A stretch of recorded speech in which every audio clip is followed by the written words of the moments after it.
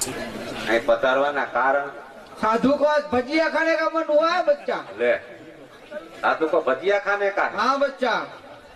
बाबा हूँ काम किया है, संसार में भजिया का पार नहीं है।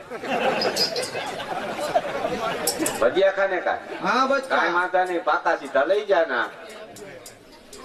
सवेरे आओ ना, पाका सीता हूँ फावता है लखावी दियो। चना का लोट, चना का लोट जाता है भजिया में, बाजरा का लोट का नहीं खाता है।